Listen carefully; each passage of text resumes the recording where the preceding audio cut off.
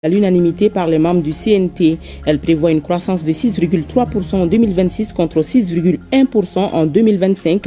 Quitus est donc donné au ministre de l'Économie et des Finances pour l'exécution de ce budget. Une véritable épuration de la dette intérieure. Dès demain, le Trésor public sera en mesure de payer les mandats de 2023-2024 des montants de plus de 300 milliards de francs CFA. L'annonce a été faite par le ministre de l'Économie et des Finances.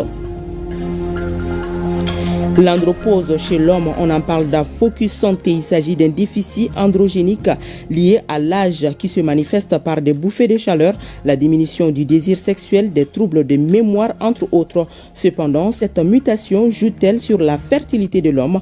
Rendez-vous en fin d'édition avec Koumba Sissi. Voilà pour le sommaire. Mesdames et messieurs, bonsoir et bienvenue. Et nous recevons sur ce plateau le ministre de la Sécurité et de la Protection civile, le général de division Daoud Ali Mohamedine, pour la lecture d'un communiqué de la Confédération des États du Sahel. Monsieur le ministre, bonsoir. Bonsoir, madame. À vous. Merci beaucoup. Communiqué de la Confédération des États du Sahel, AES, relatif à la violation de l'espace aérien confédéral. La Confédération des États du Sahel informe l'opinion qu'un aéronef appartenant à l'armée de l'air de la République fédérale du Nigeria, de type C-130, a été contraint de se poser ce jour 8 décembre 2025 à Bobo-Dioulasso, au Burkina Faso, à la suite d'une situation d'urgence en vol, alors qu'il évoluait dans l'espace aérien burkinabé. L'avion militaire avait à son bord 2 membres d'équipage et 9 passagers, tous militaires. Une enquête a été immédiatement ouverte par les services compétents burkinabés et a permis de mettre en évidence l'absence d'autorisation de survol du territoire burkinabé par cet appareil militaire. La Confédération des États du Sahel condamne avec la plus grande fermeté cette violation de son espace aérien et de la souveraineté de ses États membres. Face à cet acte inamical, mené au mépris du droit international et des règles internationales d'aviation civile et ou militaire, les dispositions sont prises pour garantir la sécurité de l'espace aérien confédéral, la souveraineté et l'intégrité territoriale de ses États membres, ainsi que la sécurité des populations de la Confédération AES. À cet égard, et sur instruction des chefs d'État, les défenses aériennes et anti-aériennes de l'espace confédéral mises en alerte maximale, conformément à la déclaration du Collège des chefs d'État en date du 22 décembre 2024, ont été autorisés à neutraliser tout aéronef qui violerait l'espace confédéral. Fait à Bamako le 8 décembre 2025, général d'armée Assimi Goïta, président de la transition, chef de l'État de la République du Mali, président de la Confédération des États du Sahel. Merci bien, monsieur le ministre. Et je vous le disais, le Premier ministre, ministre de l'Administration territoriale et de la décentralisation, le général de division Abdoulaye Maïga a procédé ce matin au Conservatoire des arts et métiers multimédia Balafasséké Kouyaté au lancement des activités de la 2e édition de la Semaine nationale pour l'harmonisation de l'utilisation des symboles de l'État. Cette semaine vise à informer, former et sensibiliser la population sur les symboles de l'État. La finalité est la vulgarisation de ces symboles en vue de leur respect. On notait la présence de plusieurs membres du gouvernement à la cérémonie. Reportage Mamari Kone et Aliou Touri. Montée des couleurs nationales. Exécution de l'hymne national du Mali et de celui de la Confédération des États du Sahel, AES. Les activités de la 2e édition de la Semaine nationale pour l'harmonisation et l'utilisation des symboles de l'État sont ainsi lancées. Cette Semaine nationale est une belle opportunité d'aller à la découverte des symboles de l'État, fondement de notre identité nationale. Les 5 symboles retenus sont le drapeau, l'hymne national, les armoiries, la devise et le sceau. Peu connus, les symboles de l'État sont souvent mal utilisés par les citoyens. Et le choix du conservateur des arts et métiers multimédia Balafasséké Kouyaté pour abriter le lancement n'est pas fortuit. Après l'édition de 2024, à la faveur de l'année de la culture, le ministre de la Justice a entendu emprunter le même attelage que celui en charge de la culture pour magnifier et la culture et les symboles qu'il apporte. L'art et la culture, dans toutes leurs expressions, constituent en effet des vecteurs puissants de diffusion et de sensibilisation du drapeau national, de l'hymne national, de la devise de la République, du sceau de l'État et des armoiries de la République. Les professionnels de l'art savent mieux que quiconque exprimer en son et en image les valeurs profondes et spécifiques que véhicule chacun de ces symboles. La conférence inaugurale sur les thèmes l'hymne national et nous, l'inspiration du symbole est animée par l'ancien ministre Mohamed Salikene Koulibaly. Occasion pour lui d'expliquer le contenu, la philosophie et les 10 thèmes de l'hymne national. Selon lui, l'hymne national est un patrimoine à l'honneur de la nation et à la gloire de ses bâtisseurs. Tous les couplets de l'hymne national ne sont pas connus. Des liaisons inappropriées se font, le ton et le tempo sont des fois discordants. Notre Constitution du 22 juillet 2023, en son article 31, érige toutes les langues nationales en langue officielle du Mali. Dès lors, il convient d'avoir une traduction de l'hymne national dans toutes nos langues.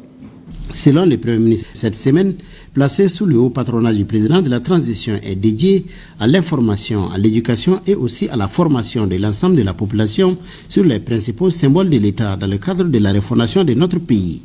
Cette semaine nationale revêt dans son contenu le contour d'une véritable campagne d'éducation civique et patriotique à un moment où notre pays est engagé dans un processus de refondation de l'État avec tout ce que cela impose comme comportement positif à adopter pour un changement qualitatif dans la gouvernance et la citoyenneté. Les symboles de l'État jouent un rôle essentiel dans la formation des citoyens. Ils inculquent le respect des lois et des institutions. Ils nourrissent le patriotisme, l'amour de la patrie et le sens du devoir civique. Et enfin, ils servent de support pédagogique dans les écoles, les cérémonies officielles et les commémorations. Les symboles de l'État ne sont pas de simples images ou mots. Ils constituent le ciment de notre nation, le reflet de son histoire et la boussole de son avenir. Le chef du gouvernement a également insisté sur le rôle des médias dans la vulgarisation des symboles de l'État en vue de leur respect. La puissance médiatrice des artistes et créateurs portera à destination le verbe de nos symboles d'identité nationale. Le Mali chanté par l'hymne national, les couleurs de la bannière vert, or, rouge, l'écho de notre devise, un peuple, un but, une foi, mais aussi l'empreinte du lion debout, l'altier du sceau et du vautour impérial qui plane sur nos armoiries. Voilà les fils de tissage de la toile des sessions d'initiation, de familiarisation de ce programme d'appropriation des symboles officiels. Il est heureux de constater que les symboles de l'AES n'ont pas été oubliés par les organisateurs. La place des médias dans cette campagne de vulgarisation des symboles de l'État est évidente. À travers l'information et la sensibilisation des publics cibles, il s'agit à la fois des acteurs étatiques, privés et communautaires, avec une mention particulière pour la participation effective de nos compatriotes établis à l'extérieur, rivés constamment au chevet de notre patrie. Il ne fait aucun doute que sous le leadership éclairé du premier magistrat, le général d'armée, Assimi Goïta, président de la transition, chef de l'État, le gouvernement et moi-même, les Maliens et les Maliennes de tous horizons, nous sommes tous résolus de gagner le combat de l'esprit civique et patriotique. La visite des stands d'exposition a mis fin à la cérémonie de lancement des activités de cette deuxième édition de la Semaine nationale pour l'harmonisation et l'utilisation des symboles de l'État.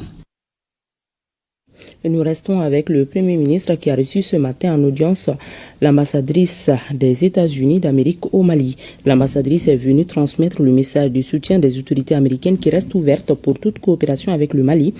Les États-Unis saisissent toutes les opportunités de collaboration entre hommes d'affaires des deux pays. L'audience a passé en revue la situation sécuritaire. Pour le général de division Abdoulaye Maïga, cette visite lui offre l'occasion de féliciter au nom de son Excellence le général d'armée Assimi Goïta, président de la transition, chef de l'État, l'ambassadrice pour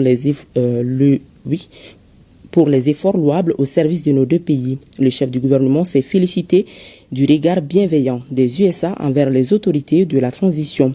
Le Premier ministre a également expliqué la position de la Confédération des États du Sahel, qui est désormais un espace et un théâtre d'opérations uniques. Il a toutefois dénoncé les États sponsors du terrorisme à la base de la propagande et d'une désinformation à outrance. Adoption aujourd'hui en séance plénière de la loi des finances 2026 par les membres du CNT. La loi des finances 2026 prévoit une croissance de 6,3% en 2026 contre 6,1% en 2025.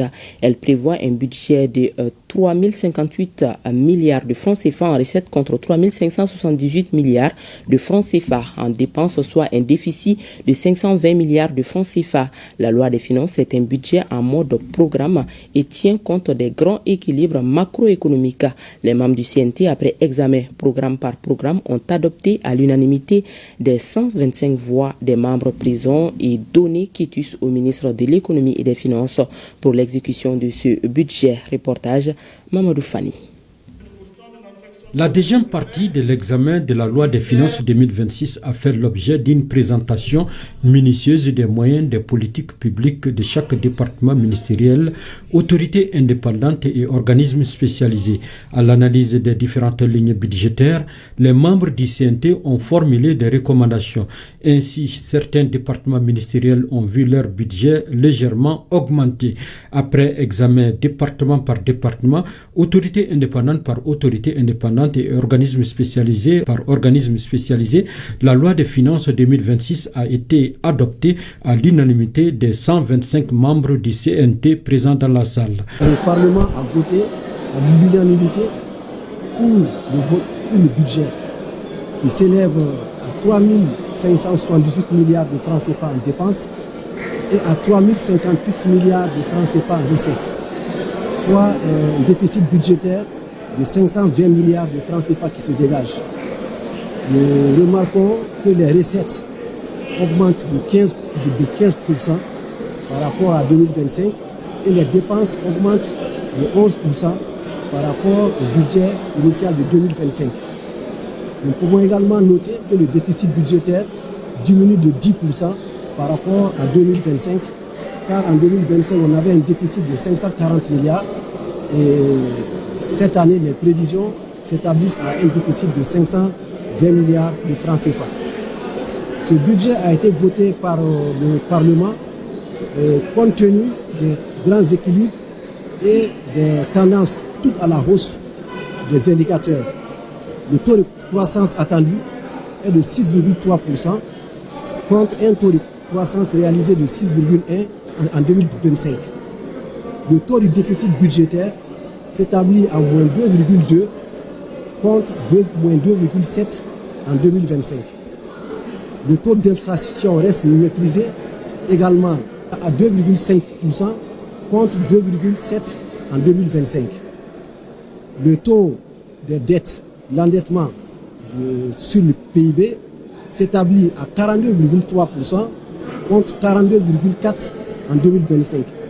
Donc nous pouvons dire qu'avec ces trois critères, le Mali respecte les trois critères de premier rang, des critères de convergence de l'UMOA. Ce budget est un budget qui est orienté vers la souveraineté et le développement économique.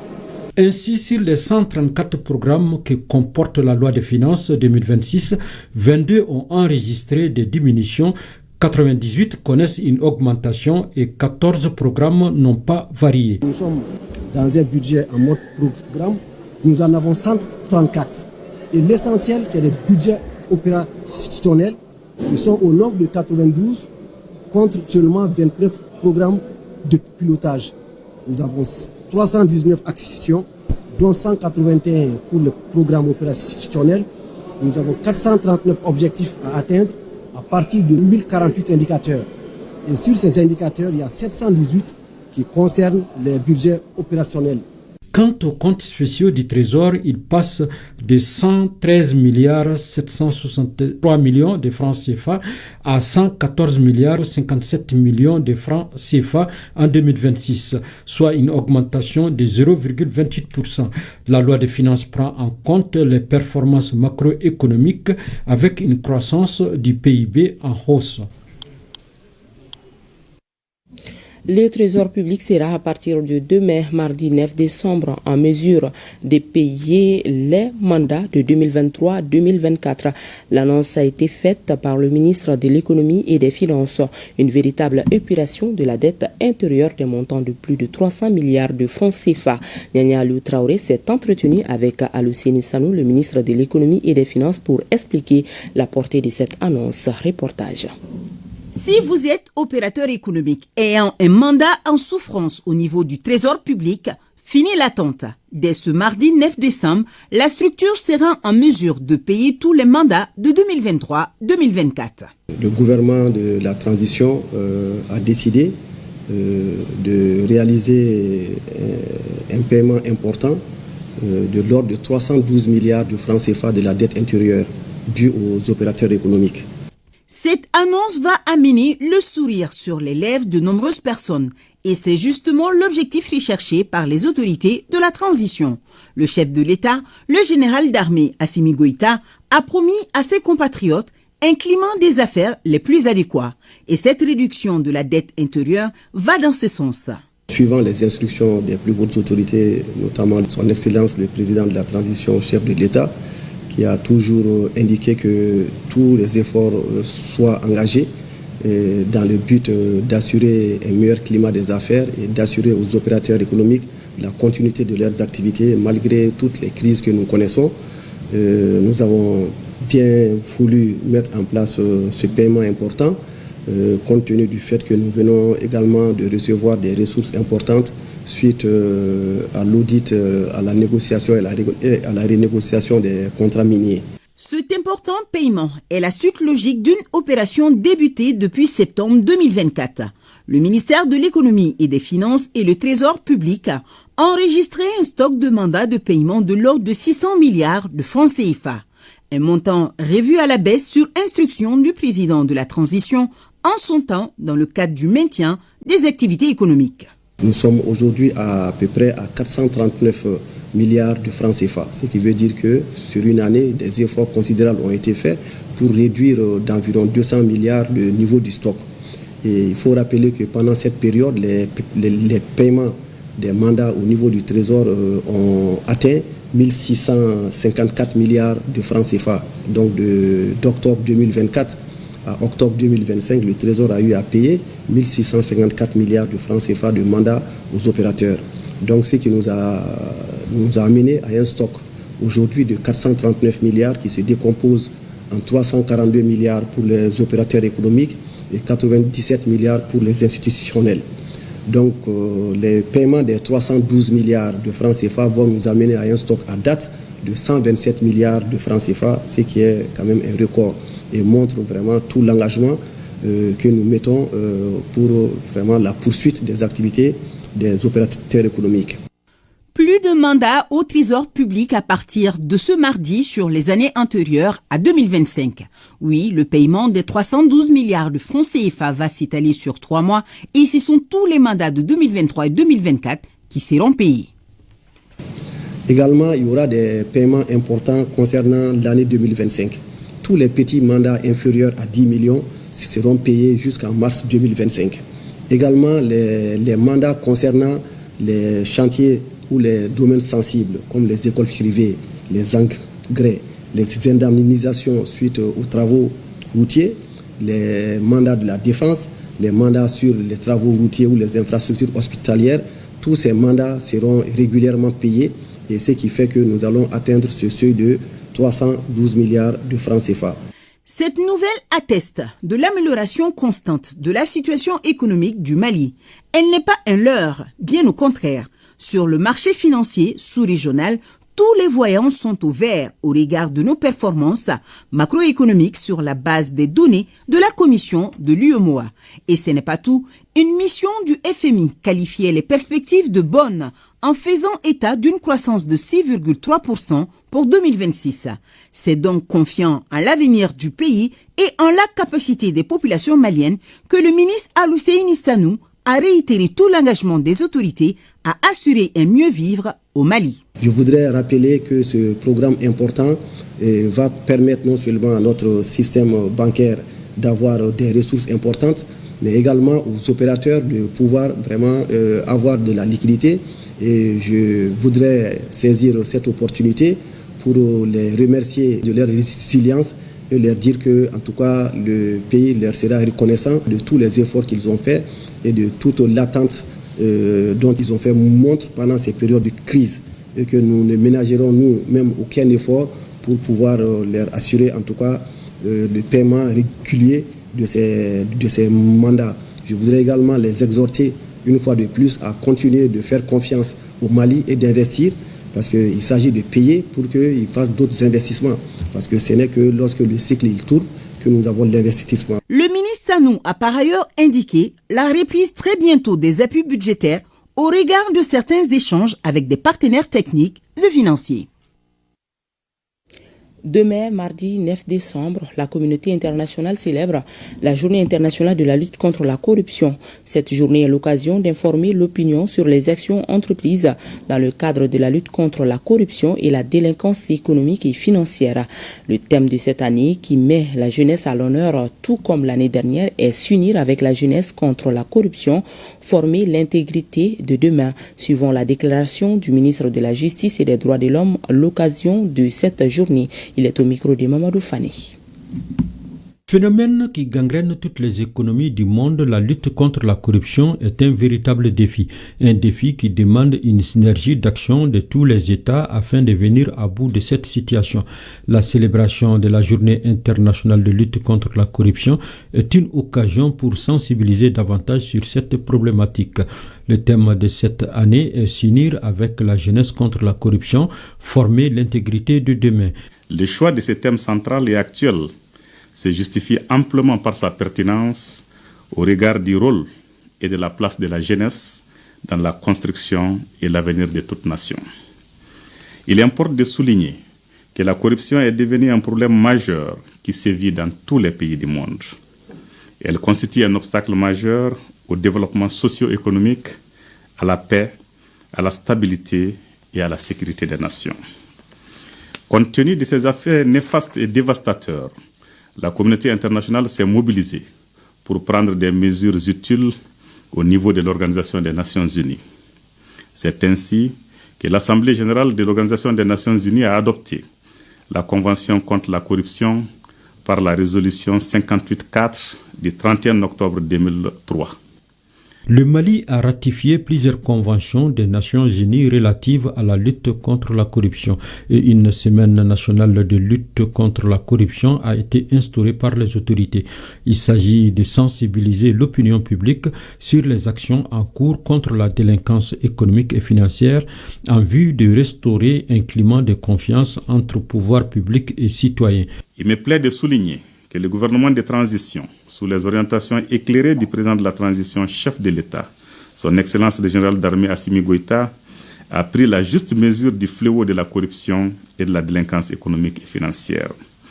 Il en a fait une priorité clairement visible dans les différents documents de programmation de l'action gouvernementale. Ainsi, plusieurs initiatives ont été prises au triple plan préventif, juridique et institutionnel pour la mise en œuvre des réformes. L'action directe et indirecte de la justice ayant permis de recouvrer plus de 400 milliards de francs CFA au titre de l'année écoulée. Le jugement de plusieurs dizaines de dossiers de corruption, dont le dossier dit de l'avion présidentiel et des équipements militaires, complète ce tableau. La mise en œuvre des dispositions innovantes du Code pénal et du Code de procédure pénale va révolutionner notre système de justice pénale et favoriser une efficacité accrue dans la lutte contre la corruption et la délinquance économique et financière. La célébration de la journée internationale de lutte contre la corruption est donc une opportunité pour la jeunesse de jouer son rôle en portant la lutte contre la corruption et à occuper sa place au sein des mécanismes étatiques et non étatiques pour contribuer à l'édification d'un Mali nouveau avec ses frères de l'AES, a ajouté le ministre de la Justice.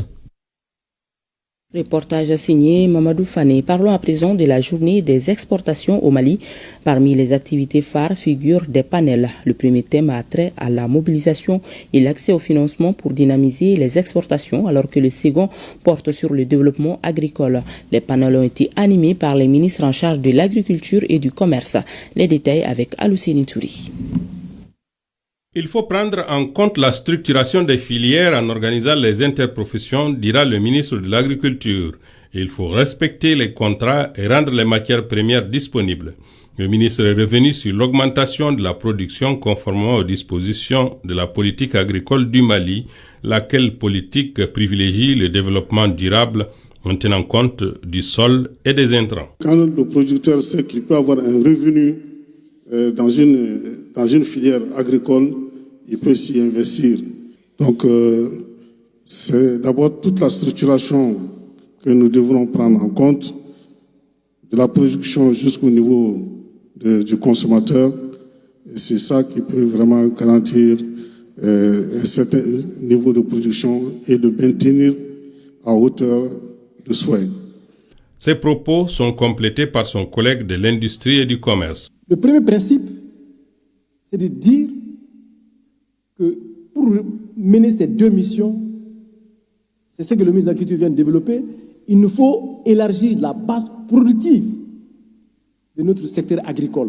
Deuxième élément, lorsque vous recevez de l'argent de l'extérieur pour acheter nos matières premières pour les exporter, si vous recevez une avance au Mali, vous achetez nos matières premières, vous exportez. Mais une fois que vous avez exporté, mais il n'y a plus de retour de recettes, parce que vous avez déjà reçu les avances. Donc, ce qu'on dit, il n'y a pas de rapatriement des recettes d'exportation. Et s'il n'y a pas de rapatriement des recettes d'exportation, in fine, on n'a pas de devise. Le financement de l'agriculture pour produire suffisamment et exporter l'excédent, cela doit passer par la transformation de notre agriculture. La stratégie nationale d'exportation a été évoquée comme une nécessité incontournable, mais elle est loin d'être suffisante. Le premier facteur et le plus important, c'est aujourd'hui avoir des sociétés, des entreprises qui ont cette capacité à la fois managériale, capacité de gestion, mais aussi capacité de lever des ressources. Le deuxième paramètre, c'est toutes les questions liées à l'organisation de l'activité au niveau de ces entreprises-là. Parce que lorsqu'on dit qu'on veut être une entreprise exportatrice, cela impose des exigences. Les interprofessions doivent être sérieusement structurées, et si elles sont structurées en fonction des chaînes de valeur, cela nous permettra d'aller vers une contractualisation qui est, à mon avis, le ciment entre les différentes familles de la chaîne de valeur. Ces deux thèmes sont intimement liés. Autant la production agricole doit être organisée et encouragée pour augmenter la production et créer un excédent exportable, autant l'exportation elle-même nécessite un financement adéquat. Or, le financement est accessible aux entreprises bien organisées et formalisées.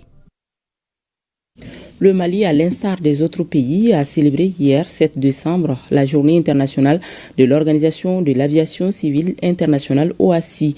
Tous les 5 ans, le Conseil de l'OACI choisit un thème spécial pour la journée. Le thème adopté pour le quinquennat 2024-2029 est faire progresser l'innovation pour le développement de l'aviation civile internationale. Une occasion pour les décideurs de faire le point des avancées en matière de transports aériens et de dégager des perspectives pour les années à venir. Pour plus de précisions, écoutons Dambélé Madina Sissoko, ministre des Transports et des Infrastructures, au micro de Sorona Kamisoko. L'organisation internationale compte 193 États membres. Le Mali y a adhéré le 18 août 1961, aux premières heures de son indépendance. En 1996, l'Assemblée générale des Nations unies a reconnu, à l'initiative de l'OACI, le 7 décembre comme journée internationale de l'aviation civile et a proclamé officiellement cette date, journée des Nations unies. Présent dans les concerts des nations, le Mali célèbre chaque année, à l'instar de la communauté internationale, cette journée. Dans notre pays, l'aviation civile est un moteur du développement.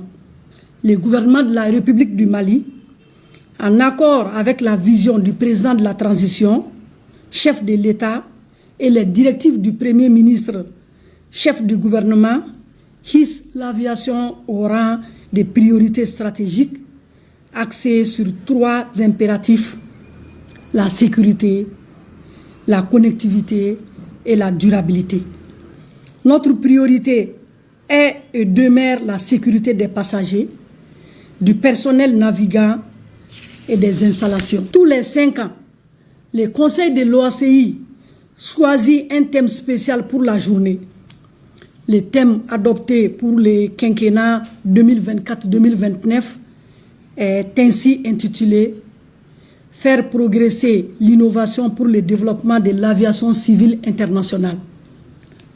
L'OACI est aujourd'hui le principal facilitateur entre les États qu'elle aide à créer un cadre de collaboration dans le domaine de l'aviation. La République du Mali s'est dotée d'un code de l'aviation civile qui rassemble un arsenal juridique conforme aux normes de l'OACI. En cette journée chargée de symboles, nous renouvelons notre engagement à faire de l'aviation civile un secteur sûr, moderne, inclusif et durable au service de tous les citoyens et de l'humanité.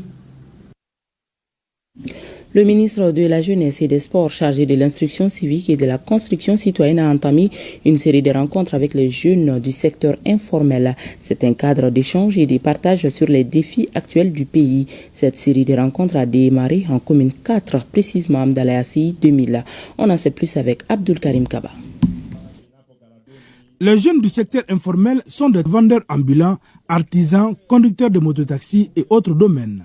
Échanger sur les défis actuels du pays avec eux, c'est aussi participer à la construction du pays. C'est tout le sens de ce cadre d'échange initié par le ministre de la Jeunesse et des Sports, chargé de l'instruction civique et de la construction citoyenne.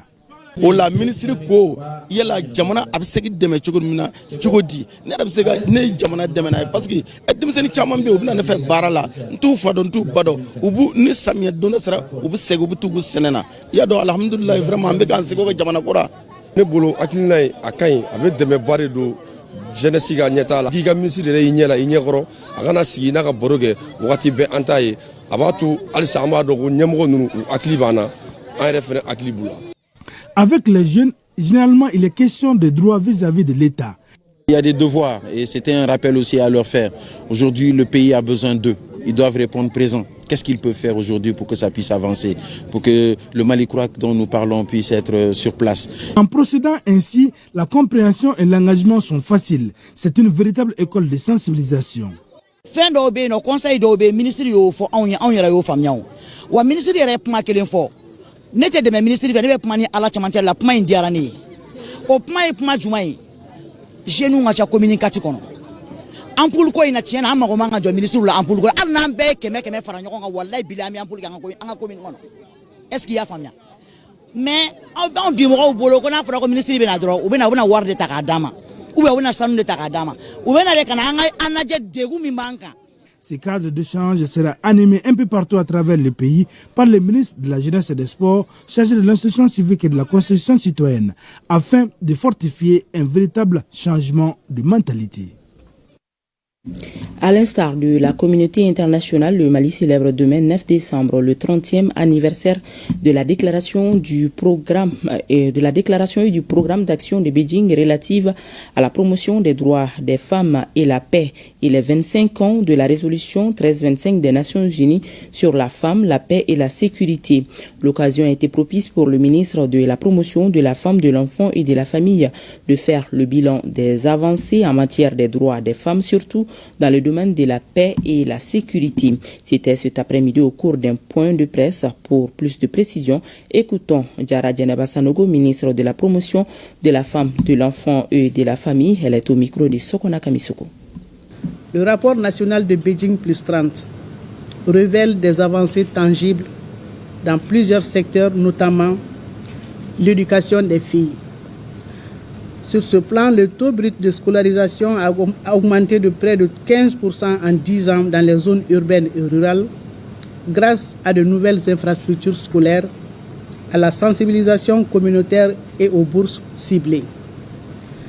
S'agissant des droits à la santé sexuelle et reproductive, les programmes nationaux ont permis une meilleure prise en charge des femmes avec une baisse de 10% de la mortalité maternelle ces 5 dernières années. La participation politique. Sur cet aspect, la représentation féminine au niveau local est passée de 8% en 2015 à 18% en 2024. Signe d'une évolution, mais encore en deçà de l'objectif de parité.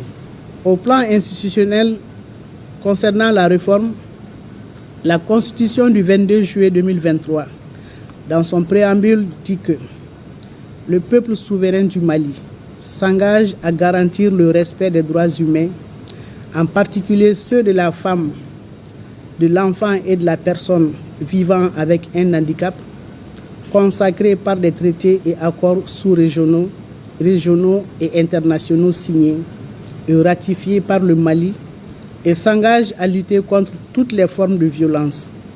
En dépit de ces efforts, la mise en œuvre du programme d'action de Beijing au Mali rencontre des défis majeurs à cause de la crise multidimensionnelle dont nous sommes en train de sortir. S'agissant des défis majeurs, nous pouvons noter entre autres les violences basées sur le genre. Plus de 40% des femmes rapportent des violences physiques ou sexuelles, avec une prise en charge encore insuffisante, notamment dans les zones rurales et en situation de crise.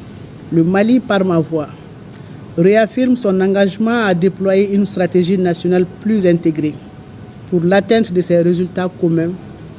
J'invite les acteurs publics, le secteur privé, tous les médias, les organisations de la société civile et les citoyens à faire de cette célébration d'anniversaire un moment fort de mobilisation individuelle et collective pour que le Mali devienne un modèle d'égalité de droits, de promotion des droits des femmes, de paix, de sécurité, de développement inclusif, harmonieux et durable en Afrique.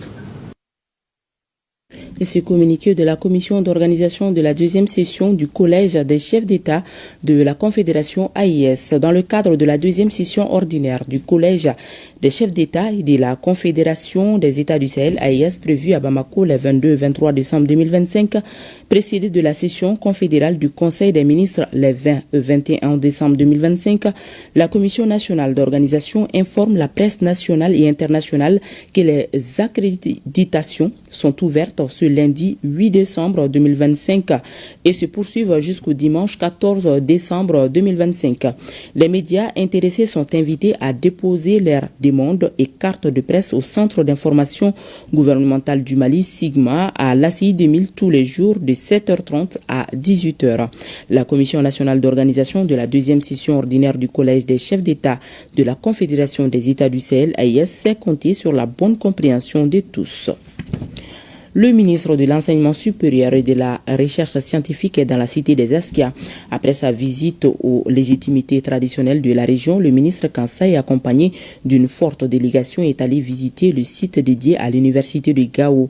Sur place, le ministre et sa délégation ont été accueillis par les autorités communales et les habitants du village de Bera qui attendent avec impatience l'opérationnalisation de l'université de Gao. Reportage Ali Idrissa Maïga.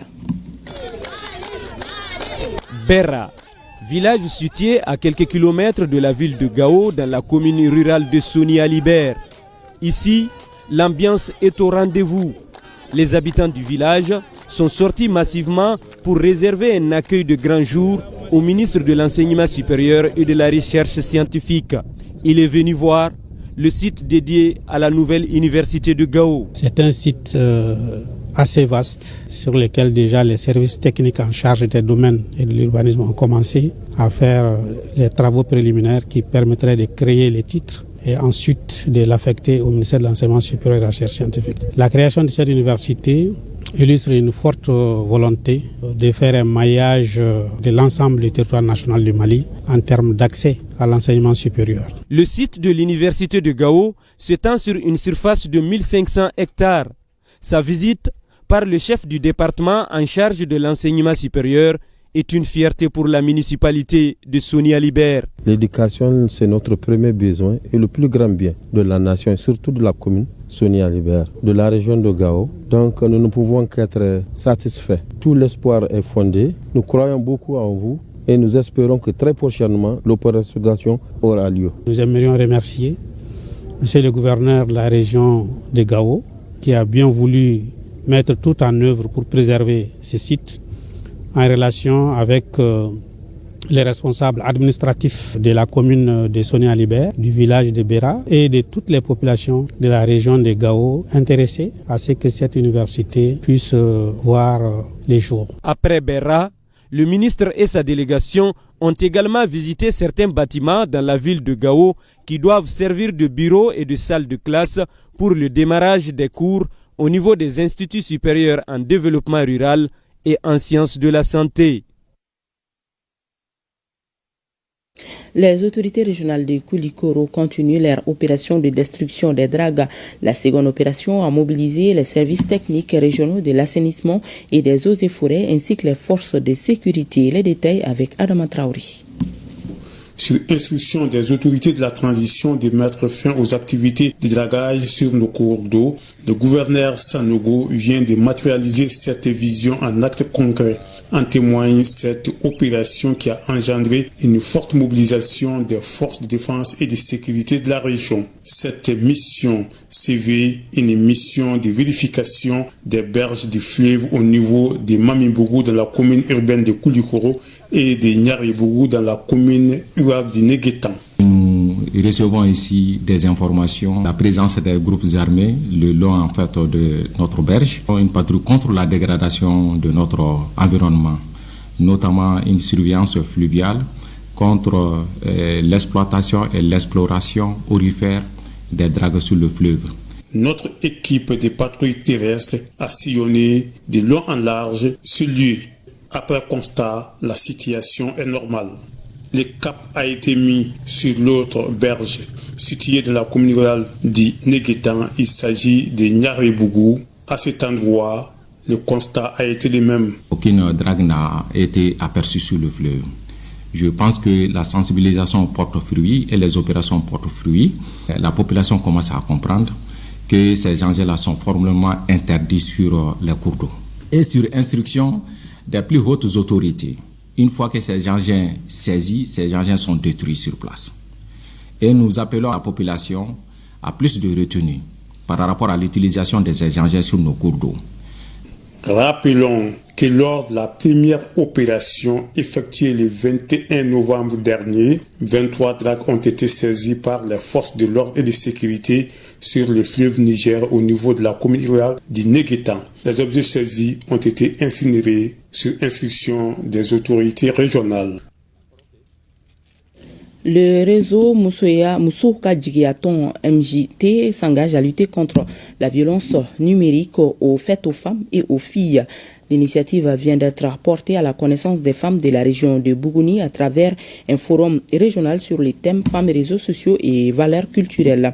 Cette initiative est soutenue par le projet Powered by Women et financée par l'ONG Kermali de Bougouni. Le compte rendu de Abdul Karim Konaté et Djibril Bagayogo. Pour un espace numérique sûr et respectueux, le réseau Moussouka Djigiaton MJT s'engage à lutter contre la violence numérique faite aux femmes et aux filles. Une initiative soutenue par le projet Power by Women et son partenaire financier Care Mali. C'est à la faveur de la journée commémorative de la campagne internationale des 16 jours d'activisme contre les violences faites aux femmes et aux filles. Le thème de cette journée est l'utilisation responsable des réseaux sociaux, gage de promotion et de protection des valeurs culturelles, des femmes et filles au Mali. Les données recueillies par nos équipes au niveau communautaire nous révèlent que les violences en ligne, moqueries publiques, usurpation d'identité, division d'images non consenties, chantage ne sont plus des cas isolés. Elles perturbent la cohésion sociale, fragilisent les familles et touchent directement la dignité des personnes ciblées. Cette journée nous servira de cadre pour vraiment faire face aux violences qui émanent de l'utilisation des réseaux sociaux, puisque les femmes sont harcelées et elles sont menacées. Donc qu'il y ait plus de journées comme ça pour que les femmes puissent prendre conscience du danger des réseaux sociaux. Institué depuis 1991 par le Centre pour le leadership mondial des femmes, les 16 jours d'activisme sont célébrés chaque année le 25 novembre, journée internationale pour l'élimination de la violence à l'égard des femmes au 10 décembre. Ce mouvement mondial a pour objectif de dénoncer, prévenir et éliminer toutes les formes de violence basées sur le genre. La campagne des 16 jours d'activisme est un moment fort pour réaffirmer notre engagement collectif contre toutes les formes de violence basées sur le genre. Aujourd'hui, nous abordons une dimension encore trop peu connue, mais dont les impacts sont réels, la violence numérique. M'adressant aux femmes et aux jeunes filles présentes, votre place dans l'espace numérique est incontestable. Vous avez droit à la sécurité, au respect et à la participation pleine et entière dans les environnements digitaux, sans intimidation ni violence. A noter que le réseau Moussoka Djigiaton MJT est une alternative crédible pour le positionnement socio-économique politique des femmes et filles. Dans le sillage de l'année de la culture, Bamako sépare de nouvelles couleurs à travers ses fresques murales qui fleurissent sur les murs de la capitale. Le programme Mali Culture 2025 révèle la créativité d'une jeunesse artistique en pleine ascension et redonne à la ville son prestige culturel. Le vernissage global organisé au Musée national offre une vitrine majestueuse à ses œuvres et consacre l'art urbain comme un symbole de renaissance, d'unité et de fierté nationale. Boukari Koulibaly. Il n'est désormais plus rare de croiser au détour des rues de Bamako ces fresques murales qui accrochent les regards. À première vue, elles semblent ordinaires, mais en s'y attardant, on découvre bien plus que de simples couleurs, de véritables messages porteurs d'identité et de fierté. Ces œuvres s'inscrivent dans le cadre du programme Mali Culture 2025, une initiative du département de tutelle qui met en lumière le génie créateur de la jeunesse malienne tout en redonnant à la capitale l'éclat artistique qui a fait sa renommée. Nous avons fait un appel à candidature où nous avons sélectionné un certain nombre d'artistes peintres qui ont travaillé depuis 6 mois, 7 mois sur ce projet à travers la ville de Bamako. Ils nous ont fait montrer des beautés, des sculptures, notre histoire, mais c'est des messages d'unité, de paix et surtout de résilience de notre peuple. Donc je pense que c'est des œuvres qui accompagnent les efforts des plus hautes autorités, notamment les femmes qui se battent tous les jours pour la sécurité, pour un Mali apaisé, mais surtout accompagner les populations. Donc aujourd'hui que les artistes, comme des précurseurs, nous montrent un peu leur vision des choses. Les murs du musée national se sont métamorphosés en une galerie à ciel ouvert, des fresques vibrantes qui racontent chacune à sa manière la mosaïque culturelle et la richesse patrimoniale du Mali. Un dernier vernissage, symbole de clôture d'un projet qui, selon le ministre d'Affaires, a non seulement atteint, mais dépassé ses attentes. Vu la qualité des œuvres, l'engagement des artistes et le titre de cette expo, le vernissage global, c'est les pinceaux pour l'unité et la paix. Donc je crois que c'est un signal fort, c'est une grande contribution des artistes peintres du Mali et à l'endroit de la République et des populations pour soutenir, c'est leur façon, les militaires se battent avec les armes et les artistes se battent, peintres se battent avec leurs pinceaux. Ce rendez-vous a également été l'occasion pour le ministre d'adresser un vibrant hommage aux artistes peintres, aux acteurs culturels ainsi qu'à l'ensemble de son cabinet. Une manière de rappeler que dans ce Mali en reconstruction, ce sont parfois les murs qui parlent le mieux et aujourd'hui ils parlent d'espoir.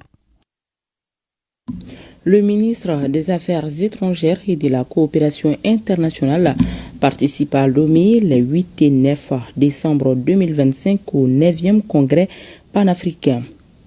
Les travaux du congrès ont été ouverts ce matin par son Excellence M. Faure Gnassingbé, président de la République togolaise. Entre autres activités, le ministre Diop y présentera les conclusions de la conférence sous-régionale de l'Afrique de l'Ouest tenue à Bamako les 14 et 15 mars 2024. Parlons à présent du comité international de la Croix-Rouge vole au secours de l'hôpital régional de Ménaka en le dotant d'une radiographie flambant neuf. Cet équipement permettra d'améliorer significativement les offres de services et soulager du coup les populations confrontées à plusieurs défis. À ces dons s'ajoutent plusieurs autres dons, dont des médicaments, du carburant et la prise en charge du personnel, tout estimé à plus de 80 millions de francs CFA. Reportage à Chirfi Moulaïdra et Ibrahim Ag-Amini. C'est un appareil de radiographie flambant neuf que le CICR met à la disposition du centre de santé de référence de Ménaka. Un geste qui vient rallonger la liste des actions de l'organisation en faveur de cette structure, parmi lesquelles sa dotation mensuelle en médicaments, la prise en charge des agents et sa dotation en carburant. Concernant l'accès aux soins de santé, le CICR garde une bonne collaboration avec CCRF que le CICR accompagne depuis des années ici à Ménaka. Mais pour aujourd'hui, cette collaboration, cet partenariat sera renforcé avec un remise de la radiographie qui vise à soulager la population civile qui se déplace des fois hors de la région pour accéder aux soins de santé. Les autorités régionales saluent les efforts de l'organisation humanitaire œuvrant aux côtés de la population depuis plusieurs années.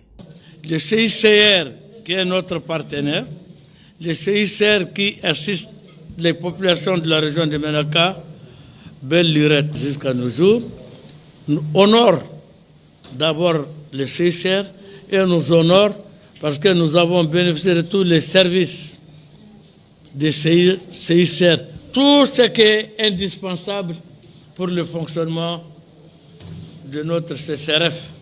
Tout en saluant le CICR pour ses dotations, les représentants du gouverneur rappellent l'importance au regard des défis auxquels la structure fait face.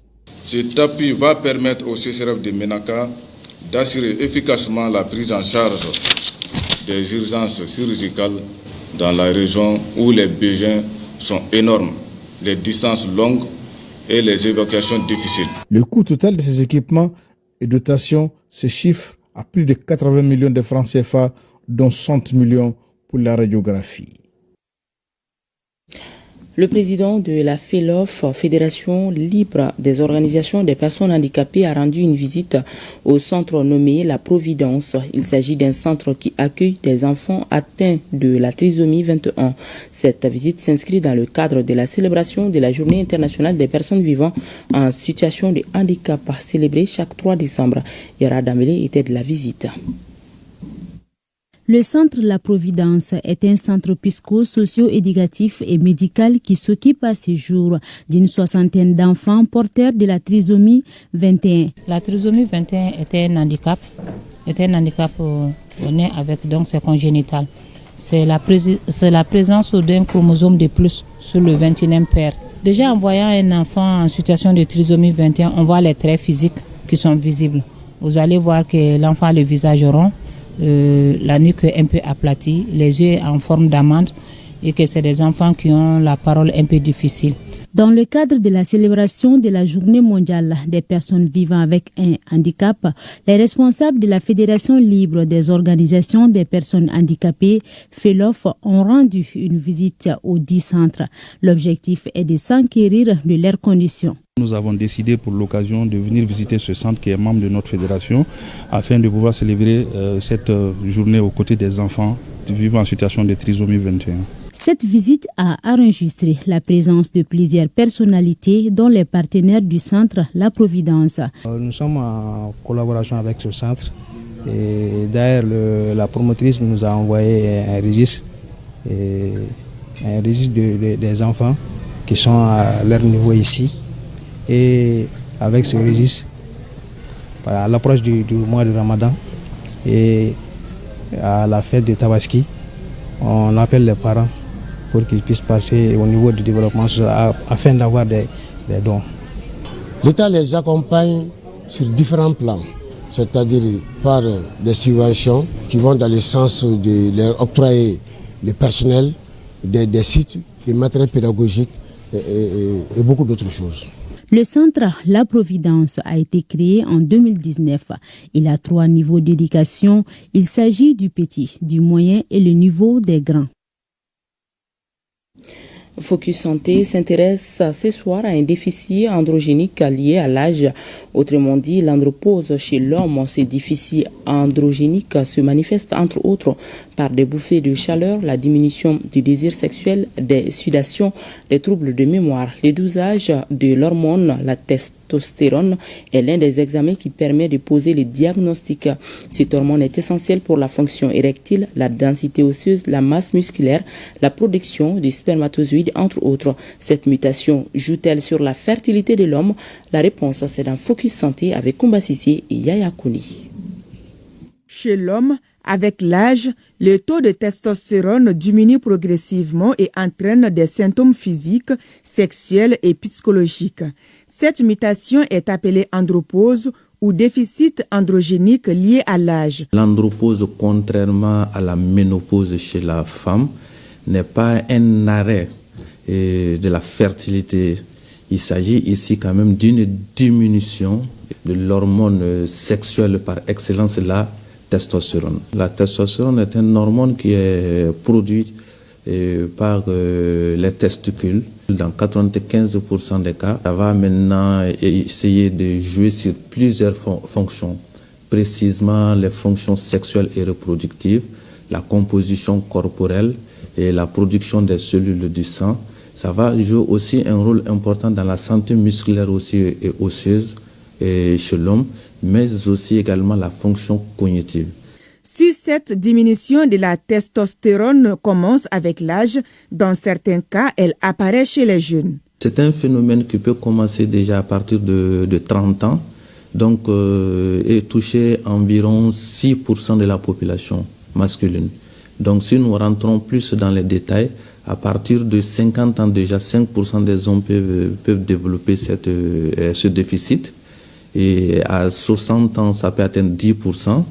À 70 ans, c'est autour de 15%. À partir de 80 ans, ça peut toucher jusqu'à 30% de la population masculine. L'âge n'est pas le seul facteur favorisant ce déficit androgénique. Il y a aussi l'obésité. Nous avons aussi l'alcoolisme, les stress chroniques chez l'homme. Les interactions médicamenteuses aussi peuvent entraîner aussi ce déficit. Nous avons 3 groupes vraiment de signes qui peuvent alerter. Donc il s'agit d'un sujet qui va se trouver dans un état d'érection insuffisante. Le deuxième groupe, nous avons les groupes vasomoteurs, c'est-à-dire la personne va constater des bouffées de chaleur, les sudations excessives, voilà, surtout la nuit, des troubles du sommeil. Le troisième groupe, la personne va avoir des troubles de mémoire. Aujourd'hui, le joyeux demain, il est très dépressif. Il se fatigue, il ne sait même pas pourquoi. Donc c'est une personne aussi qui aura souvent de la mal à s'orienter dans l'espace et dans le temps. Ce n'est pas tout.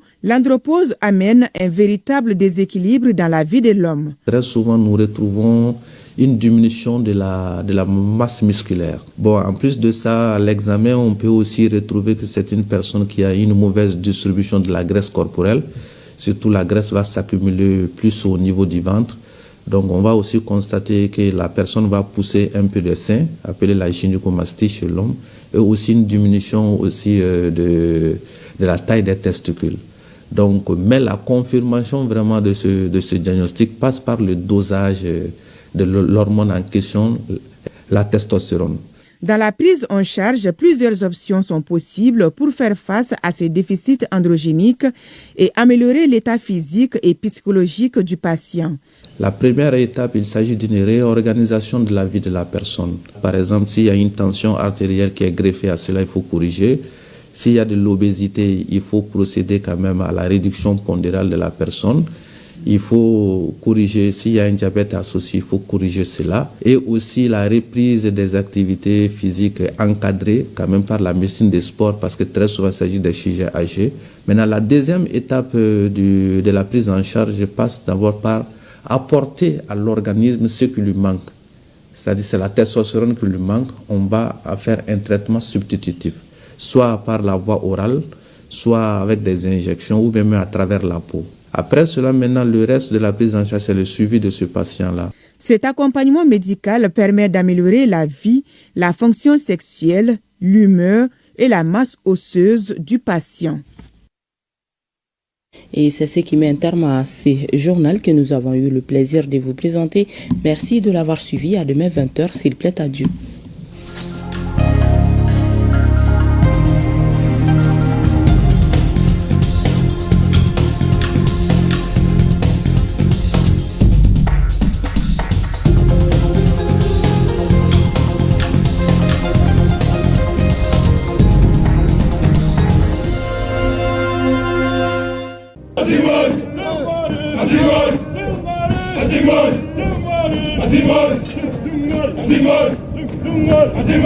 Nous laissons derrière nous tout ce que nous avons de plus cher.